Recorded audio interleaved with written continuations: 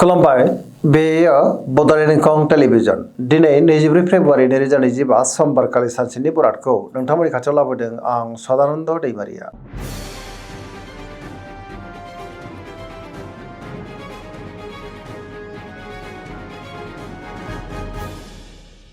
सिगां फरायनो लादों मेष राशि गिबि हांखो अ ल दिनैनि साना मोजां आरो गाज्रिनि गेजेरजोंनो बाबेलांनो हागौ।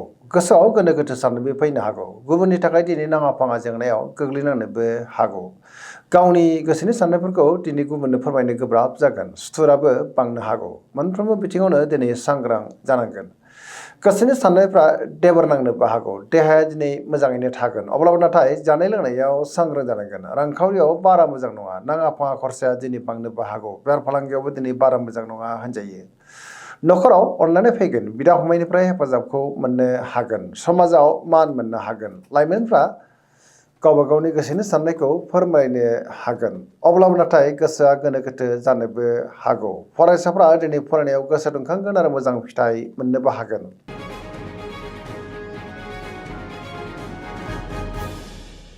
वृष राशि गिबि हांखो इ उ ब दिनैनि साना मोजां आरो गाज्रि गेजेरजोंनो बाबेलांनो हागौ। गोसोआव गोनो गोथो साननायबो फैनो हागौ। गावनि गोसोनि साननायफोरखौ दिनै गुबुननो फोरमायनो गोब्राब जागोन।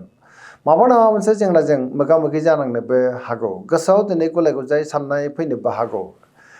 मावनो लानाय खामानिफ्रा मावफुंजायाबो जानो हागौ। माबा नङा मोनसे हेंथा फैनोबो हागौ। समाजाव मानहानि जानांनोबो हागौ। रांखावरियाव मोजां अब्लाबो नाथाय खरसाया बांनोबो हागौ। बेफार फालांगियाव मोजां होनजायो। न'खराव बिसि फिसायनि गेजेराव अननानै फैगोन। बिदा फंबायनिफ्राय हेफाजाबखौ मोननो हागोन। बिमा बिफानि अननाय आरबोरखौ मोननो हागौ। देहाया दिनै मोजाङैनो थागोन। अब्लाबो नाथाय जानाय लोंनायाव सांग्रां जानांगोन। सुथुरनि गाज्रि नोजोर थानोबो हागौ। हरखाबै सोरबा लोगोनिफ्राय गाज्रि खौरांबो फैनो हागौ। नेगेटिभ एनार्जिनि गोहोम गोग्लैनोबो हागौ। दिनै मोनफ्रोमबो बिथिङावनो दिनै सांग्रां जानाया गाहाम।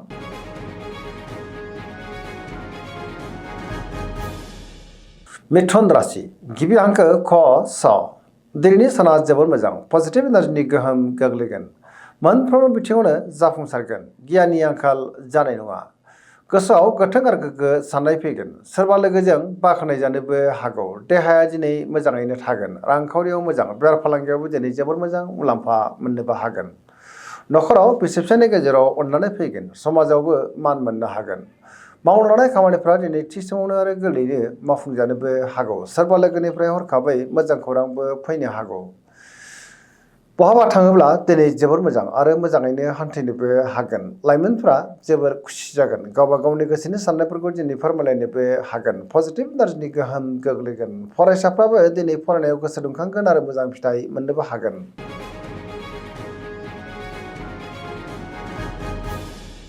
कर्कट राशि गिबि हांखो ड ह दिनैनि साना जोबोर मोजां।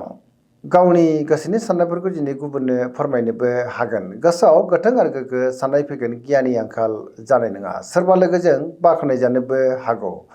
बहाबा हान्थिनो एबा दावबायनो खाबु मोननो हागौ आरो मोजाङैनो हान्थिनोबो हागोन। गोसोआव दिनै गोथों आरो गोग्गो साननाय फैगोन। गियाननि आंखाल जानाय नङा।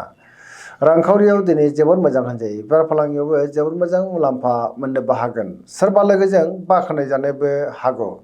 गुबुननिफ्राय थोजासे हेफाजाबबो मोननो हागौ। समाजाव बयजोंबो मान होजागोन। फरायसाफ्रा दिनै फरायनायाव गोसो दुंखांगोन आरो मोजां फिथाइ मोननोबो हागोन। पजिटिभ एनार्जिनि गोहोम गोग्लैगोन।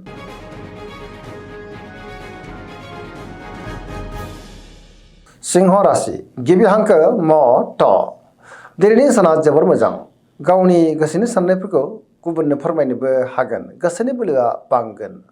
गोसोआव दिनै पजिटिभ साननाय फैगोन। मावनो लानाय खामानिफ्रा दिनै गोरलैयैनो मावफुंजानोबो हागौ। सोरबा लोगोनिफ्राय थोजासे हेफाजाबबो मोननो हागौ।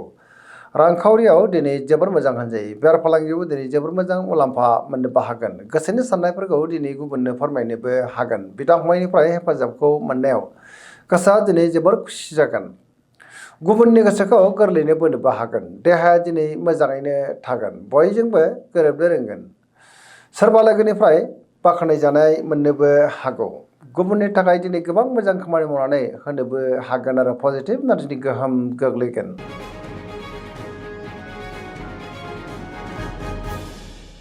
कन्या राशि गिबि हांखो प थ दिनैनि साना मोजां आरो गाज्रिनि गेजेरजोंनो बाबेनलांनो हागौ। गोसोआव गोनो गोथो साननायबो फैनो हागौ। नेगेटिभ एनार्जिनि गोहोम गोग्लैगोन।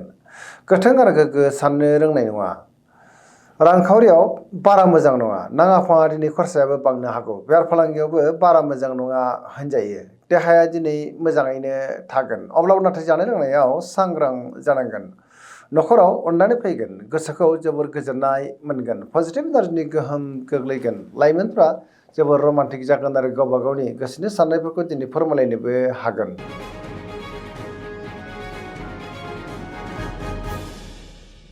तुला राशि गिबि हांखो र थ। दिनैनि साना जोबोर मोजां। गावनि गोसोनि साननायफोरखौ दिनै गुबुननो फोरमायनोबो हागोन। गोसोआव गोथों आरो गोग्गो साननाय फैगोन। देहाया दिनै मोजाङैनो थागोन। माबा नङा मोनसे मोजां खौरांबो फैनो हागौ। रांखावरियाव दिनै जोबोर मोजां होनजायो। बेफार फालांगियावबो दिनै जोबोर मोजां मुलाम्फा मोननोबो हागोन। न'खराव बिसि फिसायनि गेजेराव अननानै फैगोन। बिदा फंबायनिफ्राय थोजासे हेफाजाब मोननोबो हागौ। गुबुननि गोसोखौ दिनै गोरलैयैनो बोनोबो हागोन। लोगोफोरनिफ्रायबो थोजासे हेफाजाब मोननो हागौ। सेंग्रा सिख्लाफ्रा जोबोर रमान्टिक जागोन आरो गावबा गावनि गोसोनि साननायफोरखौ दिनै फोरमायलायनोबो हागोन।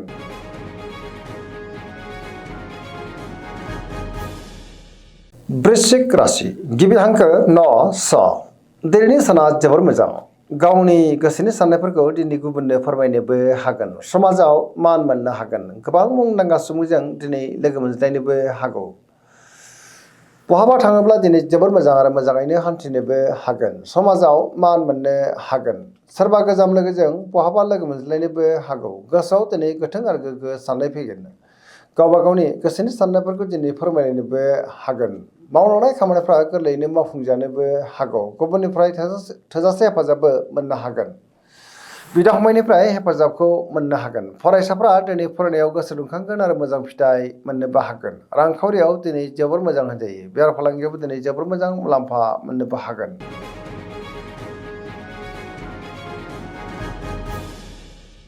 धनु राशि गिबि हांखो ध फ भ। दिनैनि साना जोबोर मोजां। गावनि गोसोनि साननायफोरखौ दिनै गुबुननो फोरमायनोबो हागोन। गोसोआव पजिटिभ साननाय फैगोन। गोथों आरो गोग्गो साननो रोंगोन। गियाननि आंखाल जानाय नङा। गुबुननि थाखाय दिनै गोबां मोजां खामानि मावनानै होनोबो हागोन। गोसोनि साननायफ्रा मोगथाङाव जाफुंनोबो हागौ।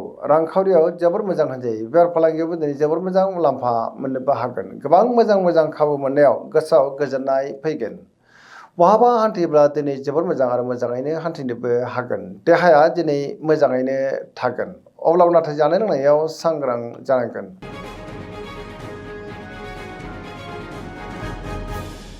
मकर राशि गिबि हांखो ख ज। दिनैनि साना जोबोर मोजां। गोसोखौ जोबोर गोजोननाय मोनगोन। गावनि गोसोनि साननायफोरखौ गुबुननो फोरमायनोबो हागोन। रांखावरियाव दिनै जोबोर मोजां होनजायो। बेफार फालांगियावबो दिनै जोबोर मोजां मुलाम्फा मोननोबो हागोन। गोबां मोजां खाबु मोननो हागौ। गोथों आरो गोग्गो साननो रोंगोन। गुबुनजों मोजां सोमोन्दो लाखिनोबो रोंगोन। बिदा फंबायनिफ्राय थोजासे हेफाजाब मोननो हागौ। गोदान खामानियाव आखाइ होजेननो हागोन। बिमा-बिफानि अननाय आबोरखौ मोननो हागोन। बिदा फंबायजों मोजां सोमोन्दो थागोन। सेंग्रा सिख्लाफोरा दिनै गावबा गावनि गोसोनि साननायफोरखौ फोरमायलायनोबो हागोन। फरायसाफ्राबो दिनै फरायनायाव गोसो दुंखांगोन आरो मोजां फिथाइ मोननोबो हागोन। पजिटिभ एनार्जिनि गोहोम गोग्लैगोन।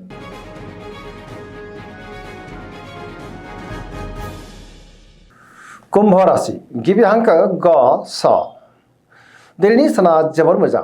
गावनि गोसोनि साननायफोरखौ दिनै गुबुननो फोरमायनोबो हागोन। गोसोआव गोथों आरो गोग्गो साननाय फैगोन। मावलांनाय खामानिफ्रा गोरलैयैनो मावफुंजानोबो हागौ। बहानिफ्रायबा हरखाबै मोजां खौरां फैनोबो हागौ। गोबां मुंदांखा सुबुंजों दिनै बहाबा लोगो मोनज्लायनायाव गोसोआव गोजोननाय फैनोबो हागौ। रांखावरियाव जोबोर मोजां होनजायो। बेफार फालांगियावबो दिनै जोबोर मोजां मुलाम्फा मोननोबो हागोन। देहाया दिनै मोजाङैनो थागोन। न'खराव बिदा फंबायनि गेजेराव अनलायनाया बांनोबो हागौ। बिमा-बिफानिफ्राय अननायफोरखौ मोननो हागोन आरो पजिटिभ एनार्जिनि गोहोम गोग्लैगोन।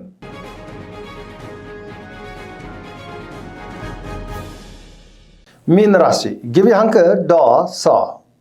दिनैनि साना मोजां आरो गाज्रिनि गेजेरजोंनो बाबेनलांनो हागौ। गोसोआव गोनो गोथो साननायबो फैनो हागौ। गावनि गोसोनि साननायफोरखौ दिनै गुबुननो फोरमायनो गोब्राब जागोन। माबा नङा मोनसे जेंनाजों मोगा-मोगि जानांनोबो हागौ।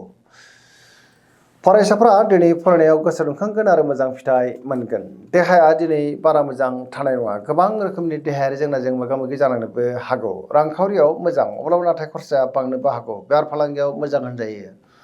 लाइमोनफोरनि गोसोआ दिनै जोबोर उसुखुथु जानोबो हागौ मानिबा जाहोनाव उनदाहाबो फैनो हागौ आरो नेगेटिभ नार्भनि गोहोम गोग्लैनोबो हागौ।